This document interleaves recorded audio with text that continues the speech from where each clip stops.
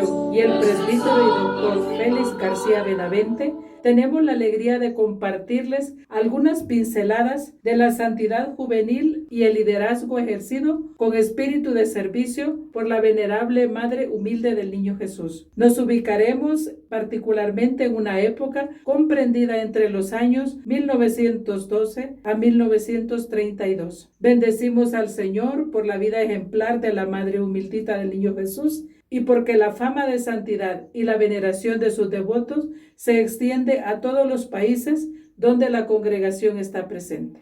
La historia de la Iglesia en México tiene una gran deuda con la vida consagrada femenil, pues hoy en día son pocos los estudios que hay sobre el tema. Hay que señalar que desde la llegada al Nuevo Mundo, la vida consagrada femenil ha sido creativa y fecunda, no solo desde la interioridad del claustro, sino en su despliegue enorme de carismas, apostolados y espiritualidades que han fecundado estas tierras. Nuestra venerable Madre Humildita es originaria de Guanajuato. Era la mayor de 3 hermanos. Ingresó a nuestra congregación el 17 de febrero de 1912. Sus primeros votos emitió a los 18, el 25 de mayo de 1913. A temprana edad, es decir, a los 18 años, inició su vida apostólica. Pocos días después de sus primeros votos, fue trasladada al Colegio del Sagrado Corazón, actualmente Miguel Hidalgo, establecido en San Luis de la Paz, Guanajuato, para dedicarse a la educación de las niñas, a quienes les enseñó con amabilidad conocimientos académicos y también ejercicios de piedad, buscando siempre que las devociones y prácticas religiosas de las niñas fueran impartidos de forma accesible y amigable. Ella hablaba de hacer amable la piedad. Nos preguntamos, ¿cómo se desarrolló la vida juvenil de la venerable Madre Humildita en la vida consagrada, desde el día de su toma de hábito hasta el día en que la eligieron como superiora general, considerando aquel contexto político y religioso de México en aquel momento? La vida juvenil de la hermana Humildita va de 1912 a 1922, es decir, de los 17 años, cuando recibe el hábito en la Congregación de Hermanas Franciscanas de la Inmaculada Concepción, hasta los 27 años, cuando es elegida como superiora general de la congregación. La vida juvenil de la hermana Humildita coincide con el periodo de la Revolución Mexicana. En una edad en la que muchos jóvenes estamos apenas comenzando a encontrar un camino en nuestra vida, la joven Madre Humilde ya estaba embarcada en una misión divina, con una madurez y sabiduría que desafiaba el normal comportamiento de los jóvenes de su edad.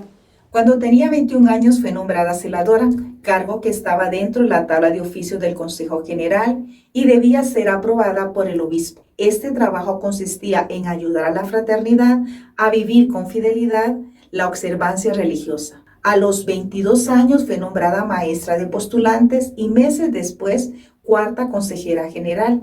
Una de sus postulantes, la Madre Inocencia Calderón, da su testimonio y afirma que la Madre Humilde fue muy compasiva. Le enseñó con amor a hacer oración y la práctica de las virtudes como la caridad, humildad y obediencia. Nuestra venerable Madre hizo su consagración perpetua a los 25 años y semanas más tarde fue nombrada tercera consejera general. Las hermanas reconocieron en Madre Humildita cualidades excepcionales de juicio, madurez y liderazgo. A pesar de su juventud y con apenas 27 años, no dudaron en elegirla superiora general de la congregación. Por cierto, ella es la madre general más joven que ha tenido la congregación, dado a que no reunía el requisito de la edad mínima de 40 años, fue necesario solicitar una dispensa especial a la Santa Sede en Roma, el cual fue concedido de manera oportuna. Hablemos ahora de algunos aportes de la Madre Humildita en la dimensión ética y educativa durante ese periodo tumultuoso en la historia de México. Es en la dimensión de la ética, mediante la educación, y de lo social, mediante el cuidado de la niñez y de los enfermos, que la hermana Humildita desplegó su genio de mujer y respondió creativamente a los retos que la vida le presentaba. ¿Cuál fue el impacto de la legislación religiosa de la Constitución de 1917 durante la Revolución Mexicana? Recordemos que la legislación religiosa que surge de la Constitución de 1917 estará marcada por ideas adversas a la práctica y a la experiencia religiosa. ¿Cuáles fueron algunos de los desafíos que enfrentó la Madre Humildita durante la Revolución Mexicana? En este contexto adverso, difícil, además de profesar como religiosa, se dedicará la hermana Humildita a la enseñanza de las niñas, a la formación para el trabajo, superará la clausura de las obras educativas mediante la enseñanza privada en casas y en haciendas, dará atención y educación a las niñas en asilos, emprenderá programas de catequesis y alfabetización. Cuenta nuestra historia que a causa de la persecución religiosa, el Colegio de San Luis de la Paz fue clausurado y la Madre Humilde pasó a la hacienda de Santo Domingo, cerca de San Luis de la Paz, en Guanajuato, para continuar con su labor evangelizadora a través de la enseñanza a los niños y personas adultas de la hacienda. Después de un breve tiempo, continuó con su labor magisterial en el Distrito Federal con un asilo de niñas.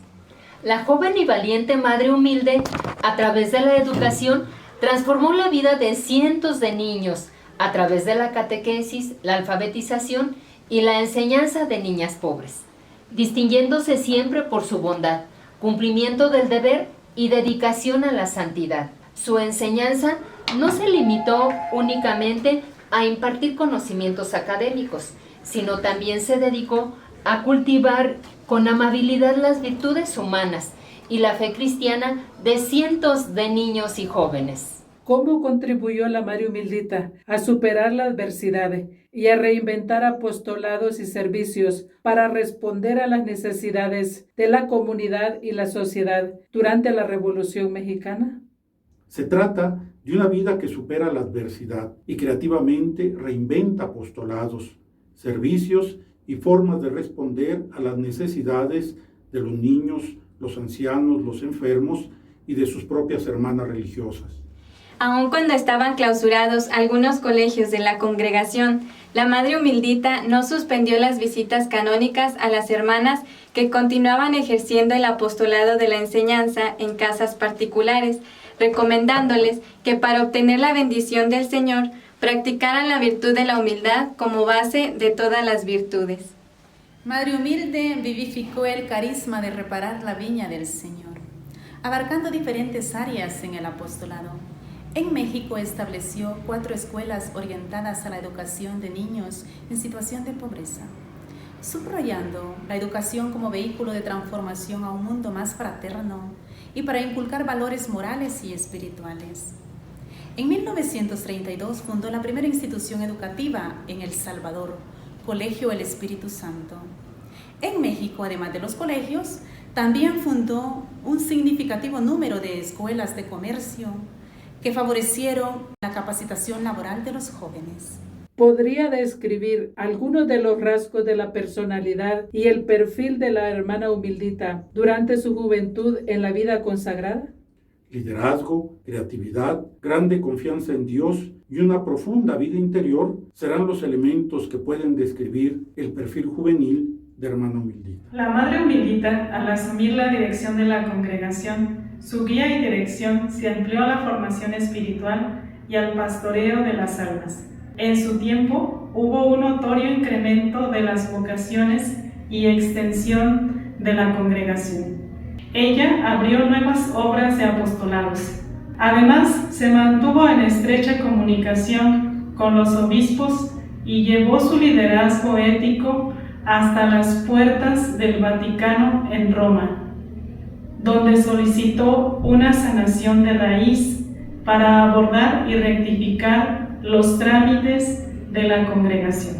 Asimismo, empezó a tramitar ante la Santa Sede en Roma la aprobación pontificia de la congregación. Finalmente nos preguntamos, ¿cómo puede la vida de la Madre Humilde servir como un modelo inspirador para los jóvenes que están en discernimiento vocacional y que están contemplando una vocación a la vida consagrada, teniendo en cuenta, por supuesto, los desafíos y las circunstancias actuales? La vida de Madre Humildita puede servir como un modelo inspirador para los jóvenes que consideran una vocación a la vida consagrada en la actualidad. Su valentía, compromiso y capacidad para superar desafíos pueden inspirar a las nuevas generaciones a seguir una vocación religiosa en medio de los desafíos y circunstancias actuales.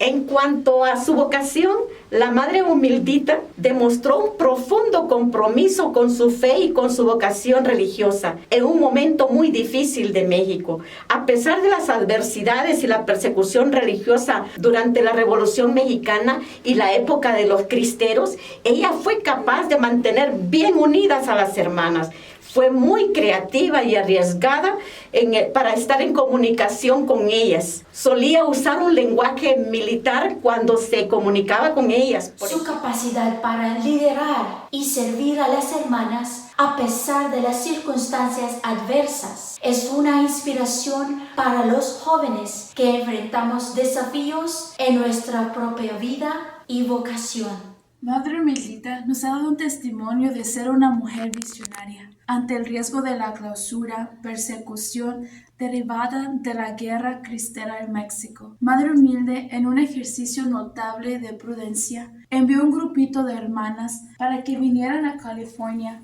a preparar el terreno para establecer el noviciado en Los Ángeles, California, con el correspondiente aprobación canónica. Aquí, en los Estados Unidos, se inauguró 3 casas apostólicas enfocadas al apostolado parroquial, consolidando así la enseñanza de la doctrina cristiana y la catequesis en la comunidad hispana.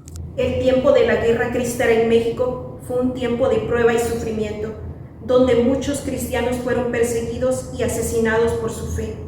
En nuestra fraternidad de Chiapas, 6 hermanas habían sido desterradas a Centroamérica, y durante aquel oscuro periodo de destierro, la angustia y la incertidumbre se apoderaron de la comunidad franciscana, y Madre Humilde, como Madre General, se encontraba en el corazón de este desafío turbulento. Ella, en estas difíciles circunstancias, demostró firmeza para enfrentar adversidades y lucidez en la toma de decisiones. Durante este tiempo, esta joven Madre General transformó su preocupación en una profunda fe y confianza en Dios. Cada día que desconocía el paradero de sus hermanas, doblaba sus rodillas delante del Santísimo, ofreciendo penitencias y elevando sus oraciones por la seguridad y bienestar de las 6 hermanas desterradas. Sus rodillas se desgastaban, pero su espíritu se fortalecía.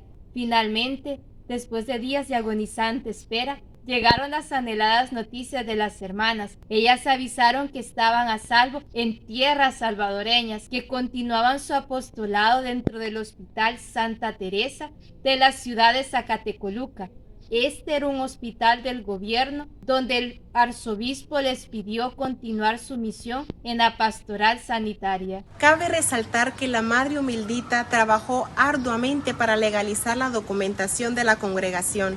A los 28 años, con la sabiduría y la gracia que solo el Espíritu Santo podía otorgarle y asistida por asesores canónicos, terminó de escribir las primeras constituciones de la congregación. Esta labor meticulosa y delicada permitió la aprobación de las constituciones, un paso fundamental para la consolidación legal de la congregación, logrando finalmente la aprobación diocesana en 1924. En ese mismo año también gestionó con eficacia la adquisición de la primera casa propia para la congregación, superando así la etapa de residir en viviendas alquiladas.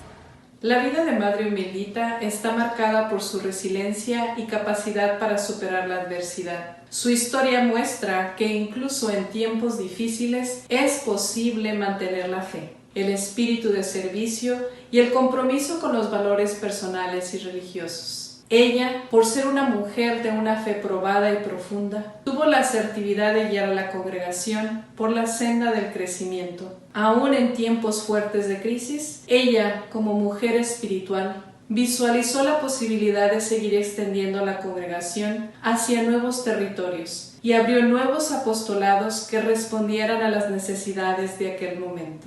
En resumen, la vida de la Madre Humildita ofrece un ejemplo inspirador de una fe muy fuerte, un liderazgo asertivo, un notable espíritu de servicio mucha capacidad de adaptación y comunicación que le permitió mantener unidas a las hermanas de la congregación en un momento de crisis. Y finalmente, resaltamos en ella muchísima capacidad de resiliencia para liderar en medio de fuertes desafíos. Este testimonio de la Madre Humilde puede motivar a los jóvenes de hoy a seguir su propia vocación y a enfrentar las dificultades actuales con determinación, por amor a Cristo y a su Iglesia, y con el deseo de comprometerse en el servicio a los demás. Nuestras voces